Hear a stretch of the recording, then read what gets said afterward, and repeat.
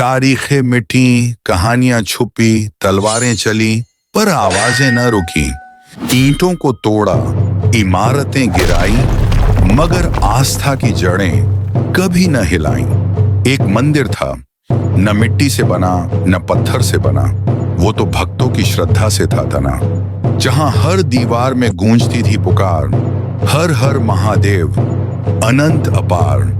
न टूटी उसकी दीवार, न झुकी उसकी छाया, क्योंकि वहां बसता था स्वयं महाकाल का साया। जब आया औरंगजेब लेकर नफरत की आंधी, शिव ने दिखाई दूध, शहद, रक्त और गंगा जल की कहानी। एक वार, दूसरा, तीसरा और चौथा भी सह गया, पर पांचवें प्रहार पर मंदिर का रौद्र रूप कहर बन बह गया। सेना भागी, औरंगजेब डर गया, गैवीनाथ के सम्मुख इतिहास भी झुक गया।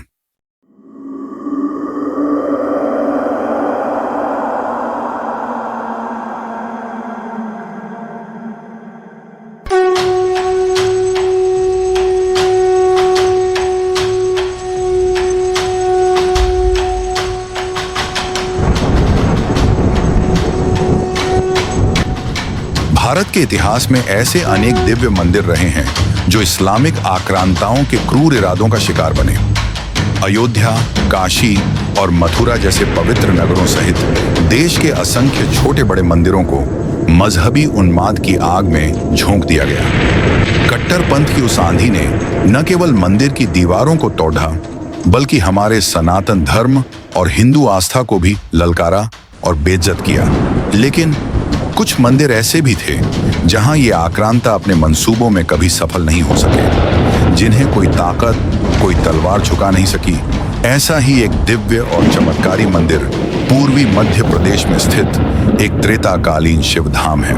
ये वही स्थान है जहां मुगल आक्रांता औरंगजेब ने अपने घमंड और क्रूरता के साथ शिवलिंग को तोड़ने का प्रयास किया था, लेकिन परिणाम उसे अपनी पूरी सेना सहित अपमान और भय में डूबकर जान बचाकर भागना पड़ा। दोस्तों, वीडियो में आगे बढ़ने से पहले अगर आपकी भी महादेव पर अटूट श्रद्धा और विश्वास है तो कमेंट में हर हर महादेव जरूर लिखें। महादेव की कृपा आप सब पर बनी रहे। हर हर महादेव। दोस्तों, ये कोई कल्पना नहीं, ये उस हकीकत की कहानी है जहां एक क्रूर आक्रांता ने सनातन धर्म को मिटाने की ठानी थी, पर महादेव की महिमा के आगे उसकी सारी ताकत ढेर हो गई। हम बात कर रहे हैं गैवीनाथ धाम की, जिसकी रक्षा स्वयं महाकाल ने की थी। साल था 1704 और नाम था औरंगजेब। मुगल साम्राज्य का वो बर्बर और बेरहम बादशाह जिसने अपनी सनक और हिंदू घृणा के चलते हजारों मंदिरों को ध्वस्त करवा दिया था। लेकिन इस बार उसकी नजर में आया गैवीनाथ धाम।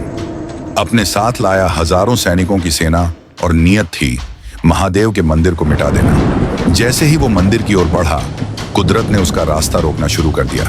सेना का खाना और पानी खत्म हो गया, घोड़ों की मौतें होने लगीं। फिर फैली एक अजीब बीमारी, प्लेग, हैजा और सड़ता हुआ सैनिकों का शरीर। सिपाही एक एक करके गिरने लगे और मौत ने उसका आधा काफिला निगल लिया।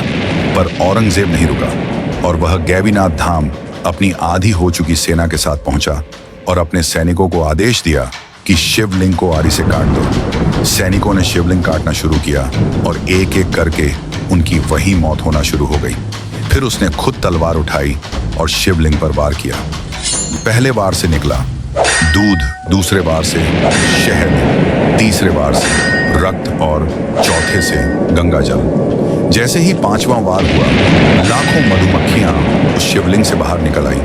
उन्हें देख ऐसा प्रतीत हो रहा था मानो महाकाल का काल औरंगजेब और उसकी सेना के ऊपर मंडरा रहा। औरंगजेब और उसकी बची कुची सेना चीखते हुए भागी, जैसे खुद काल उनका पीछा कर रहा हो।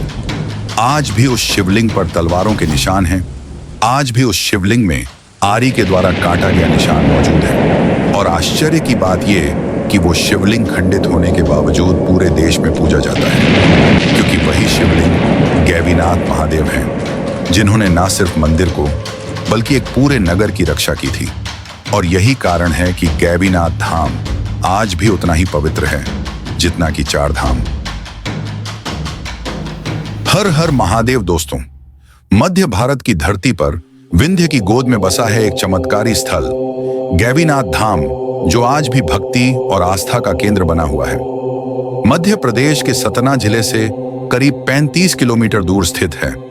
बिरसिंहपुर, जिसे त्रेता युग में देवपुर कहा जाता था, यह वही पावन भूमि है जिसका जिक्र पद्म पुराण के पाताल खंड में मिलता है। तो आइए चलें हजारों साल पीछे, उस युग में जहां राज करते थे राजा वीर सिंह, एक सच्चे शिव भक्त। हर महीने वे अपने घोड़े पर सवार होकर उज्जैन जाते, महाकाल के दर्शन के लिए। वो सफर, वो श्रद्धा, हर मुलाकात में उनकी आत्मा डूब जाती थी। लेकिन समय के साथ राजा वृद्ध हो गए और एक दिन वे रो पड़े महाकाल के सामने, प्रभु, अब मुझसे यात्रा नहीं होती, पर बिना आपके दर्शन के जी भी नहीं पाता। वो लौट तो आए, पर मन वहीं छूट गया। तभी एक रात महाकाल स्वयं उनके स्वप्न में प्रकट हुए। राजन, अब मैं तेरे नगर देवपुर में प्रकट होऊंगा। और फिर हुआ कुछ अद्भुत। देवपुर के एक सामान्य घर गैवी यादव के चूल्हे से एक शिवलिंग प्रकट हुआ, लेकिन गैवी की मां ने उसे मामूली पत्थर समझकर जमीन में दबा दिया। अगले दिन फिर वही हुआ और फिर बार बार। आखिर गैवी ने जाकर राजा को यह विचित्र बात बताई। राजा वीर सिंह दौड़े दौड़े गैवी के घर पहुंचे। जैसे ही उन्होंने शिवलिंग देखा, आंखों से अश्रुधारा बह निकली। ये कोई पत्थर नहीं, स्वयं महाकाल है। उन्होंने गैवी को गले लगा लिया और वहीं एक भव्य मंदिर के निर्माण की घोषणा की। उस दिन से वो शिवलिंग गैवीनाथ के नाम से पूजे जाने लगे। ये सिर्फ कहानी नहीं, आस्था का जिंदा प्रमाण है। अगर आपको ये कथा दिल से छू गई हो तो हर हर महादेव लिखना ना भूले और जुड़िए हमारे साथ ऐसी ही अविश्वसनीय कहानियों में। जय महाकाल।